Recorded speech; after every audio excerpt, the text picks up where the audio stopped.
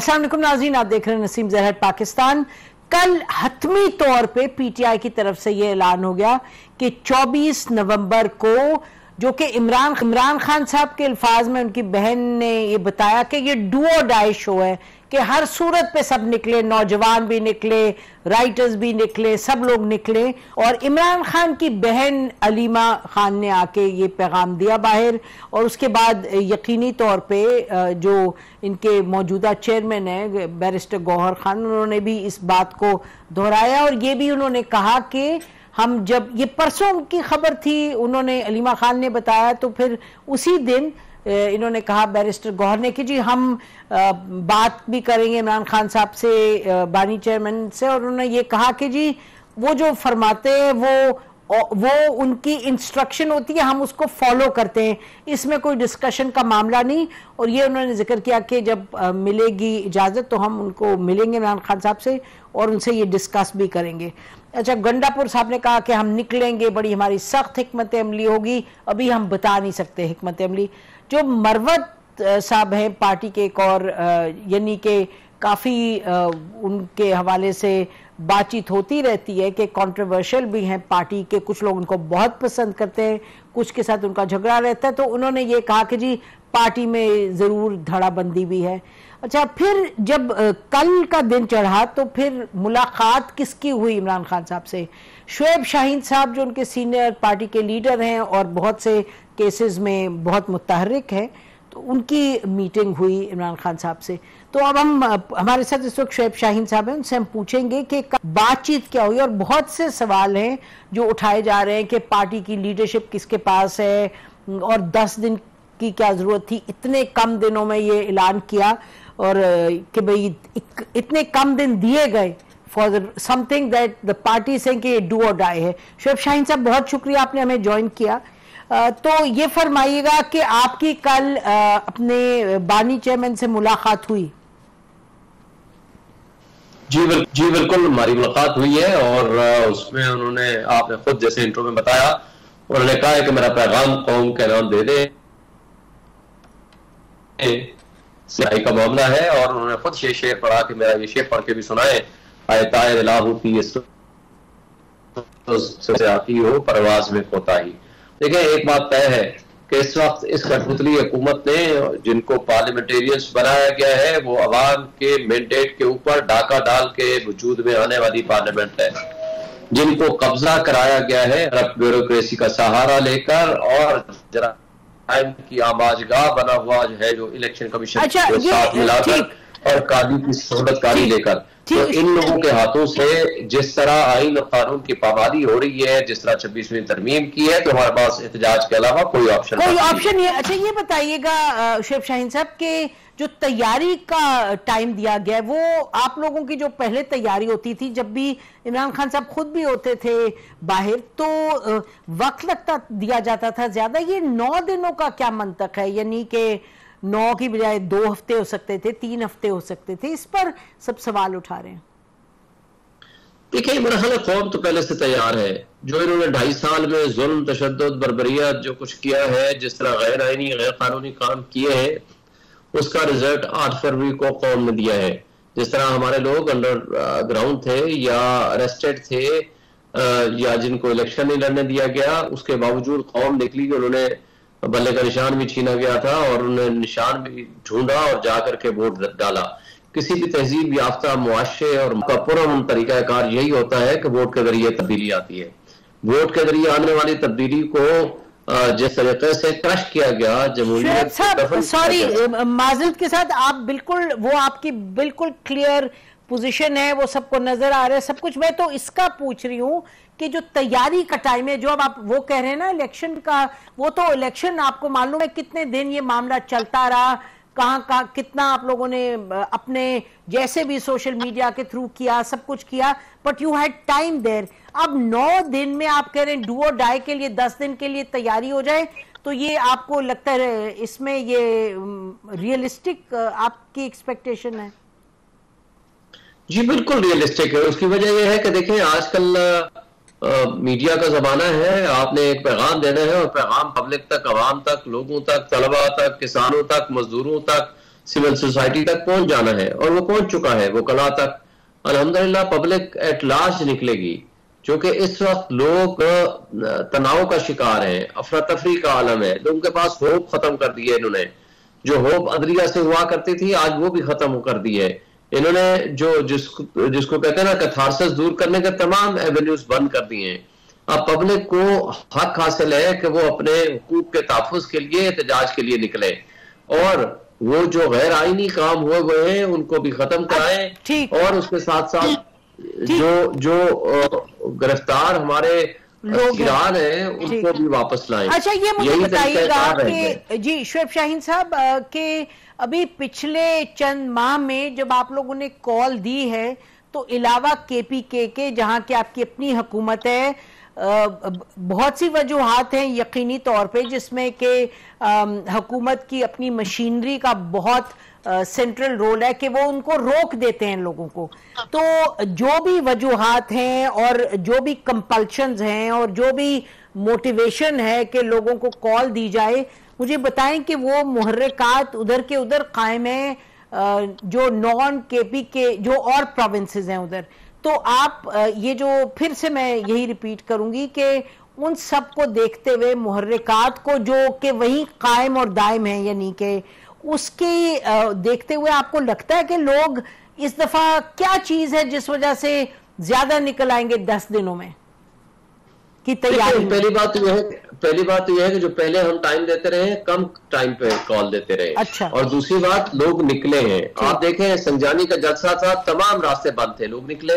D चौक का कहा गया, तमाम रास्ते बंद थे, बल्कि उस वक्त तो 6 एजेंसीज थी। अच्छा, ये बताएं तो जी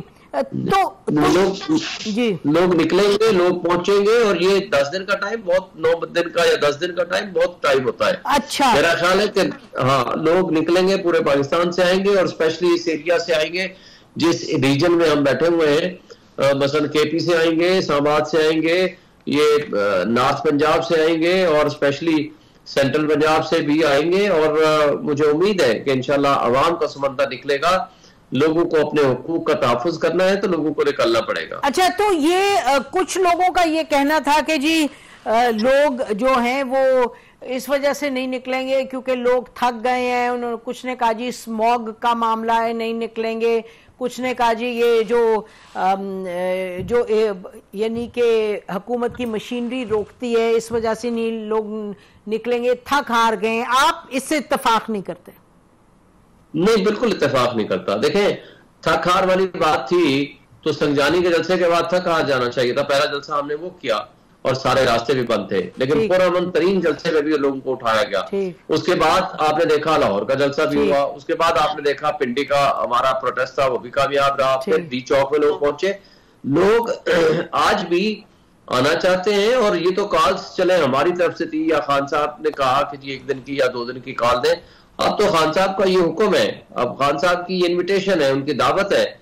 मेरा नहीं ख्याल कि अब पाकिस्तानी अवाम जो उनसे मोहब्बत करती है, पाकिस्तानी अवाम जो अपने हुकूक का तहफ़्फ़ुज़ चाहती है, पाकिस्तानी अवाम जो इस फस्ताई तंग आई हुई है, बेरोजगार है, और जिस तरह की महंगाई है, वो अपने हुकूक अच्छा, आप कह रहे लोग निकलेंगे, ठीक है। एक तो ये भी पॉइंट ऑफ व्यू है कि अब यानी कि इक्तिसादी तौर पे पहले के मुकाबले में मामला जरा बेहतर है।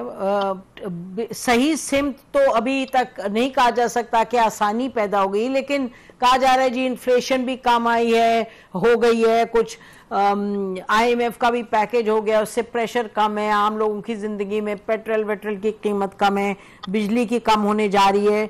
तो इस वजह से शायद लोग अब समझे कि जी इतनी जरूरत नहीं है। नहीं, ऐसी बात नहीं है। ये इनकी सिर्फ खाम ख्याली है, ये कहना कि इक़्तिसादी तौर पर मुल्क बेहतर हो गया। बेरोजगारी अपने उरूज पे है, लोगों की तकरीबन आधी आबादी सतह गुर्बत की लकीर से नीचे चली गई है। लोगों के पास खाने के पैसे नहीं है, लोगों के पास बिजली के बिल देने के पैसे नहीं है, गैस के बिल देने के पैसे नहीं है। लोगों की बहुत बुरी हाल, ये इस चीज को समझ नहीं रहे। और आज सूरत हाल ये है कि जिस तरह के लोग मुसल्लत किए गए हैं, वो कोई $60,000 की जनाब फर वाले अपने कपड़े पहन के वहां याशा करते फिर रहे हैं जनीवा और लंदन में हुक्मरान हमारे, और यहाँ आवाम भूख से मर रही है और या स्मोक में मर रही है। ऐसी बात नहीं है कि लोग इनसे नफरत करते हैं, लोग इनको रिजेक्ट करते हैं। आपका ख्याल है कि इस वजह से और लोगों ने खुद निकलना है। नाज़रीन ब्रेक लेते हैं, ब्रेक के बाद वापस आएंगे, शोएब शाहीन साहब से गुफ्तगू जारी रखेंगे। Stay with us. Welcome back नाज़रीन। बात हो रही है पीटीआई की 24 नवंबर की डू और डाई कॉल के हवाले से हिकमत अमली। अच्छा, ये बताइएगा कि थोड़ा सा बयान कर दीजिएगा कि आपके जहन में क्या खाका, यानी कि 24 नवंबर को हाउ विल इट अनफोल्ड? आप लोग क्या, यानी कि अच्छा 24 को लोग कहाँ आएंगे? अभी आपने इस्लामाबाद में जमा करने की कॉल दी, आपने जमा होने की कॉल दी है? देखिए, बिल्कुल हमने इस्लामाबाद की कॉल दी है, हमारी मीटिंग है, उसके बाद शायद हम इसकी तफसीलात भी बयान करेंगे, लोगों को बताएंगे कि कहाँ इकट्ठे होना है और कैसे हमारा आगे का लाहे अमल क्या होगा। हो सकता है कि हम 2 दिन बाद बताएं या 4 दिन बाद बताएं, लेकिन बहरहाल हम तारीख से, फाइनल तारीख से पहले हम उसको बिल्कुल हम उसकी तफसीलात इस्लामाबाद ही में होगा। लेकिन जी इस्लामाबाद में होगा। जी इस्लामाबाद में होगा। अच्छा, ये बताइएगा कि अब आपने कह दिया इस्लामाबाद में होगा 24 को, तो आप मुझसे बेहतर जानते हैं कि हर जगह की जो एडमिनिस्ट्रेशन है वो तो मूवमेंट को रोकना शुरू करेगी, फिर तो रोके ना जी। रुकने के बावजूद आवाम का समंदर इनकी रुकावटों को उठा करके बाहर फेंकेगा, जिस तरह पहले पहुंचे थे। तो इंशाल्लाह ताला लोग रुकावटों को दूर करेंगे, पैदल चलेंगे, जिस तरीके से भी पहुंचेंगे, पहुंचेंगे, पैदल चलेंगे, इंशाल्लाह पहुंचेंगे। तो पहुंच के फिर अगला स्टेप क्या होगा? और आपको ये सवाल हमें याद है कि आपके बानी चेयरमैन से जब उन्होंने धरना 2014 में प्लान किया था, वहां हमने भी उनसे यही इंटरव्यू में सवाल किया था कि फिर क्या होगा। उसके बाद आपको याद है कितने 100 दिनों का, 200 दिनों का धरना था, 134 दिनों का, लेकिन गवर्नमेंट को तो नहीं वहां हिला सके थे और हालात बेहतर थे और इस्टेब्लिशमेंट उस वक्त पूरी सपोर्ट कर रही थी। तो आपके जहन में इस वक्त क्या है कि प्लान ऑफ एक्शन के जमा हो जाएंगे, फिर क्या होगा? देखिए, उस वक्त की सिचुएशन और थी। उस वक्त जिस तरह आइन और कानून की धज्जियां उस वक्त भी बखेरी जा रही थी, लेकिन आज जो कुछ हो रहा है ये अपने तारीख के बदतरीन हालात गुजर रहे हैं। तो मेरा ख्याल है कि लोग जिस तरह आज तंग आए हुए हैं वो उस तरह नहीं थी। बिलाखिर उनको किसी नतीजे पे आना पड़ा था। और अब भी देखे ना, हम तो एहतजाज कर रहे हैं जो हमारा फंडामेंटल राइट है, और हम बैठेंगे उस वक्त तक जब तक हमारे मुतालबा। अच्छा, नहीं, मैं शोएब शाहीन साहब, मैं बस ये कह रही हूँ कि उस वक्त तो हालात पीटीआई के लिए बहुत कदरे यानी बेहतर ही बेहतर थे, यानी कि उस वक्त कोर्ट ने भी कोई उसके खिलाफ एक्शन नहीं लिया। उस वक्त के डीजी आईएसआई की बात क्लियर हो गई सामने कि उन्होंने सपोर्ट किया। उस वक्त आपको पता है वो कजन जिसको कहते थे कि भाई वो कजन है डॉक्टर ताहिरुल कादरी साहब, वो भी अपने लोगों को ले आए और उस वक्त यानी कि कोई इस तरह रुकावट भी नहीं थी। और उस वक्त हम तो खुद देखते थे जाके, हजारों लोग आए थे और 134 दिन आप बैठे रहे थे, लेकिन उसके बावजूद कि establishment was with you, courts भी आप लोगों के खिलाफ नहीं थे। उस वक्त आप पार्टी में तो नहीं थे, लेकिन आप जानते हैं ये सब मामलात। तो उस वक्त आप जो फिर जब ये मामला हुआ एपीएस का, इतनी बड़ी ट्रेजेडी, तो उसके हवाले से फिर का पीटीआई ने जी अब हम डिस्पर्स करें, क्योंकि जो उनका ऑब्जेक्टिव था गवर्नमेंट हटाना वो नहीं हटा सके। तो मैं उस हवाले से ये पूछना चाह रही हूँ कि अब आपके जहन में क्या है, यानी कि व्हाट इज द प्लान, कि इस दफा आप कह रहे हैं हम गवर्नमेंट हटाएंगे, तो उसके मुकाबले में अब तो हालात भी मुश्किल है, एस्टेब्लिशमेंट भी साथ है, तो लोग अभी तक ज्यादा नहीं निकल आते हैं, लेकिन वो तादाद में नहीं आते जो उस वक्त थे 2014 में। तो what is your winning strategy जो आपके जहन में है? देखिए, उस वक्त अगर हम ये तस्वर करें कि हम 50% थे, 45% थे या 51% थे, आज अवाम और कौम 85%, 90% हमारे साथ खड़ी है। अच्छा, आज अवाम इनको रिजेक्ट कर चुकी है और उस वक्त आप 50-50 का तस्वर कर सकते हैं। ठीक, उस वक्त ये इनके नहीं आए थे जो आज आ चुके हैं। उस वक्त की आधी आबादी सतह गुर्बत की लकीर से नीचे नहीं चली गई थी जो आज हो चुकी है। उस वक्त के 12 रुपए बिजली के यूनिट को आज जिस तरह 100 रुपए बिजली के यूनिट में पहुंचाया गया है, ये इन 2 सालों में वो आपके सामने ही है। आज बात यह है कि अवाम के ऊपर हमें भरोसा है। आज की जो सिचुएशन है वो उससे मुख्तलिफ है। अच्छा, आप कह रहे हैं ज्यादा लोग निकलेंगे, आपका ख्याल चोरी होता था या हुआ था तो वो बड़ा छुप छुपा के चंद हल्कों में हुआ था। आज जो डाका जनी हुई है वो सारी कौम की आंखों के सामने हुई है। ठीक है, आप कह रहे हैं कि आज अवाम से छीना नहीं, उस वक्त भी जो पीटीआई का एक यानी था, नारा था और जो मोबिलाइजिंग क्राई थी वो तो यही थी कि डाकू हैं, चोर हैं, ये थे। पर लेकिन आपका ख्याल ये है, आप फरमा रहे हैं कि आपको लगता है आज ज्यादा जोर शोर से निकलेंगे। वो तो खैर अब वक्त के साथ देखेंगे। मुझे ये बताइएगा कि मरवत साहब ने फिर भी कह रहे हैं कि जी पार्टी के अंदर बहुत हमारे गिरोहबंदी है, अब हम देखते हैं कि क्या होगा। तो ये गिरोहबंदी का जो मामला है और जो आप चाह रहे हैं कि 24 नवंबर को लोग निकलें, तो आपको लगता है कि ये गिरोहबंदी जो है वो इसमें हाइल नहीं होगी रास्ते में लोगों को मोबिलाइज करने के? नहीं जी, मैं उनसे इख्तलाफ करता हूँ। उनसे मैं नहीं यकीन करता कि गिरोहबंदी है पब्लिक के अंदर या हमारी पार्टी के अंदर। तो बिल्कुल यकसू है। अगर कोई बातचीत करने के लिए अगर किसी एक कमेटी में बैठ के अगर कोई इख्तलाफ राय एक शख्स करता है और इख्तलाफ राय इसलिए करता है तो arrive at A just conclusion, किसी नतीजे में पहुंचने के लिए, तो उसका ये मतलब नहीं है कि गिरोहबंदी हो गई है। बिल्कुल लोग छट गए हैं, इमरान खान के नजरिए के साथ खड़े हैं और इमरान खान के साथ खड़े हैं। आज हमारा एक ही लीडर है इमरान खान, बाकी उनके वर्कर्स हैं और हमारा हर वर्कर जो है वो लीडर है। तो मैं नहीं समझता कि कोई गिरोहबंदी है और इमरान खान की कॉल के ऊपर कोई गिरोहबंदी ना असरअंदाज होगी, ना ही कोई इस तरह की गिरोहबंदी है। और अगर कोई गिरोहबंदी की बात करता है तो मैं समझता हूँ कि ये मुनासिब बात नहीं है एट दिस स्टेज इस तरह की बात करना। ये उनकी जाती ख्वाहिश या उनकी बात तो हो सकती है या उनकी जाती राय तो हो सकती है, लेकिन मैं नहीं समझता कि ग्रुप के अंदर, पार्टी के अंदर इस तरह की कोई गिरोहबंदी है या कोई इमरान खान के हवाले से की जाने वाले किसी भी फैसले के ऊपर कोई इख्तलाफ करता है या कर सकता है। अच्छा, ये बताइएगा कि जो इस वक्त बात वो करें गिरोहबंदी की और आप फरमा रहे हैं कि गिरोहबंदी तो बिल्कुल नहीं है। दूसरी तरफ अगर हम ये देखें कि गंडापुर साहब के हवाले से भी ये कहा जाता है कि जी गंडापुर साहब आए थे यहाँ और फिर आखिरी वक्त में उन्होंने अपना इदल दिया और वो चले गए बजाय के डी चौक में रहते हुए। और आपको ये भी मालूम है कि फैसल चौधरी साहब ने हमारे शो में कहा कि जी मैंने इमरान खान साहब से कहा कि ये खुद नहीं थे डी चौक में, और किसी और का भी उन्होंने कहा, शिकायत की कि डी चौक में सलमान अकरम राजा साहब की।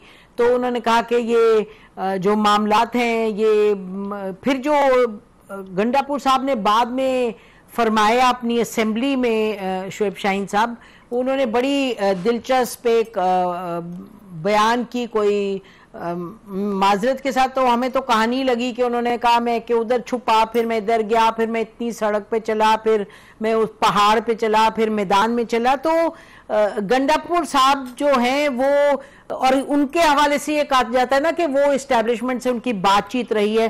तो गंडापुर साहब इधर किधर खड़े हैं इस मामले में, और इस्टेब्लिशमेंट के साथ कोई बातचीत हो रही है पीटीआई के या नहीं? तो इसमें देखें, गंडापुर साहब बिल्कुल इसको लीड करेंगे। मेरी नजर में उनकी लीडिंग रोल होगा।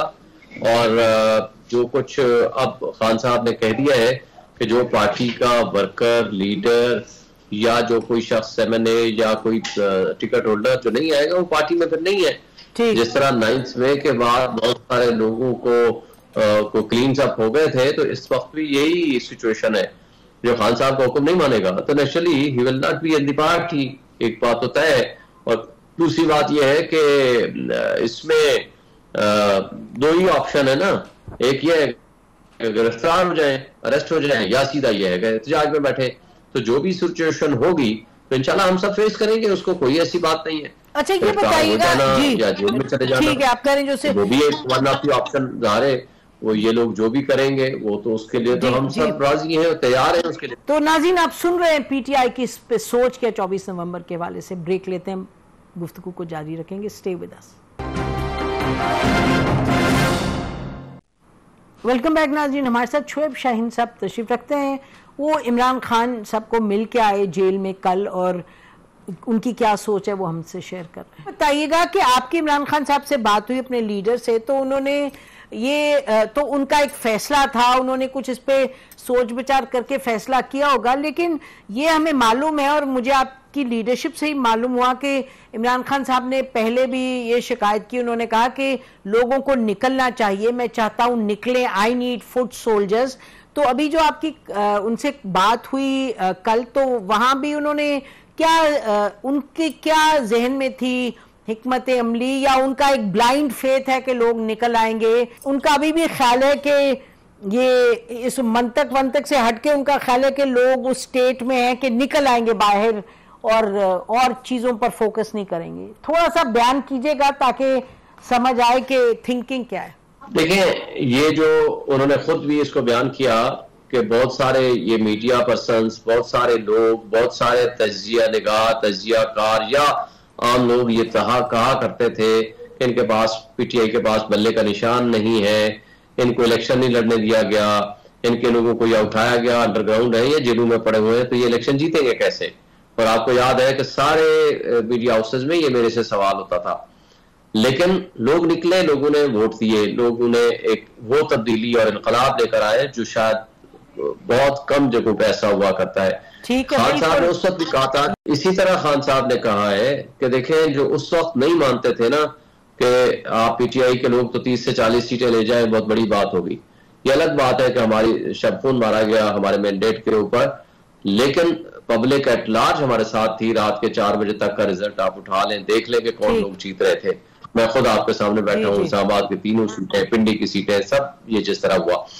उन्होंने कहा है कि ये इंशाअल्लाह ताला उसी तरह का पुरअमन इनकलाब होगा, लोग निकलेंगे, लोग आएंगे, इनके वहमो गुमान में भी नहीं होगा कि कितने लोग आते हैं, और ये दंग रह जाएंगे कि किस तरह लोग निकल आए।